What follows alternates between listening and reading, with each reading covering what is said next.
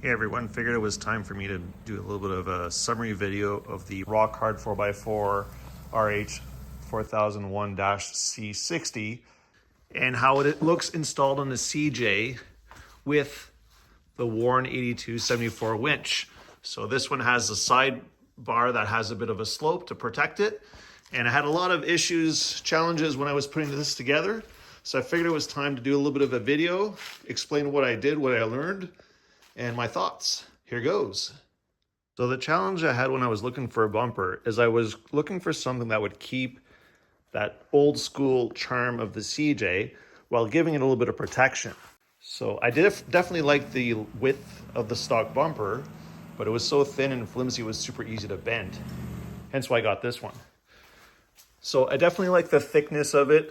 I'm not a big fan that it sticks out a lot more than the stock bumper, which used to just loop around the frame. But now if I bump into a tree, I stop at the tree and I don't end up with the bumper getting pushed into a tire and having to be bent out. So the big challenge I had, was getting photos of what this winch would look like installed.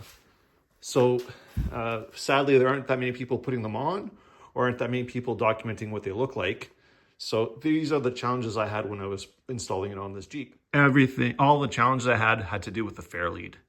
And what I mean by that is where to install the fair lead, either on the bracketry for the mount or on the actual tabs for the bumper.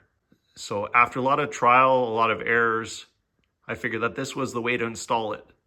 I couldn't install it on these bolt holes because there was a misalignment. So with the Warn M8274 bracket installed on the holes that are furthest back, I was still able to get well over 1 inch clearance between the winch and the grill. So from a placement perspective, things look good. Where the real challenge came to play is the space between the plate and the bumper. There's less than 1 inch gap. I didn't want to cut those in case I ever decided I wanted to put this mount on a different vehicle or maybe even change the winch in the future. Because I'm using the Cascadia 4x4 flipster, there's a piece of metal here, and that meant that I had roughly that amount of thickness left for a fair lead. So I had to do a little bit of searching to find one that was that thickness to be able to fit within that void. If your province or state needs a front plate, the Cascadia 4x4 flipster works really well. What I did notice though is that with this hoop, I had to install their included block to lower the mount point and pivot point versus when they normally install it, provided so that you can move the plate forward to clear a roller fair lead. So at least the included parts were able to do the trick.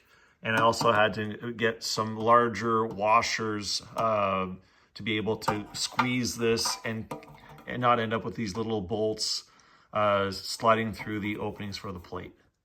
And when I realized that when I would flip it up, it would hit the hoop, I ended up bending the corners of the mounting bracket and the front plate to loop around it. I actually kind of prefer it that way when it's closed.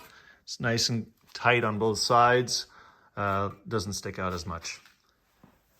And I was doing the test fitting with 2 different Warn winches. This one's date coded 76, and the one on my wife's TJ is date coded 82. Both had the exact same fitment challenges.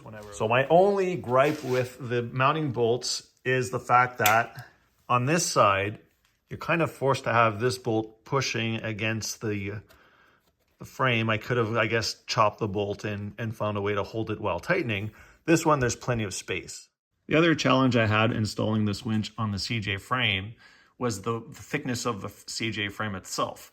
So it's something that's documented on the installation instructions that CJ7s, they're all over the map. This one being a 77, I had to build a buffer here to fill in the gap.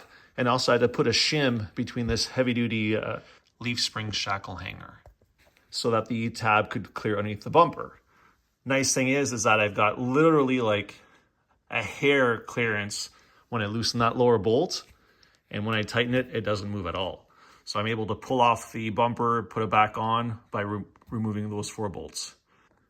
So the bottom spacer used a 12 gauge metal. The top one is 3/8. I had to put a washer underneath the front top bolt because of a hump where the second bolt at the top is located.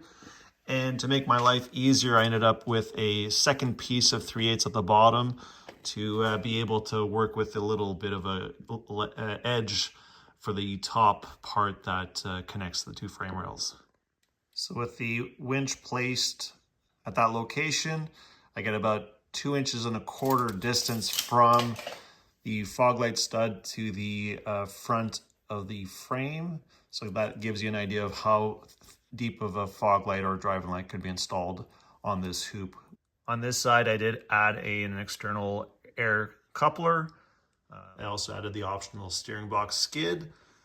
I think it's a good investment. Nothing worse than hitting a rock, a boulder, and damaging your steering box. What's really fun is both the front and rear bumpers have very similar cuts at the edges, so they complement each other really well. Pretty awesome that this bumper is designed to fit CJ, YJ, TJ. All depends on which of the mounting points get used, both top and bottom. There's also 2 additional mounting points for other auxiliary lights. Right now, these wings are really handy on the trail as a seat. So my final thoughts on the rock hard 4x4 RH 4001-C60. I definitely like this bumper. I like the look of it. I think it's works well with the older styling of this front end. Ties in well with the Holley Retro Bright LED circular lights. And it's fun having a period correct winch on this Jeep. It has worked pretty hard already since I've installed it, and I've been very pleased with it. Thanks for watching.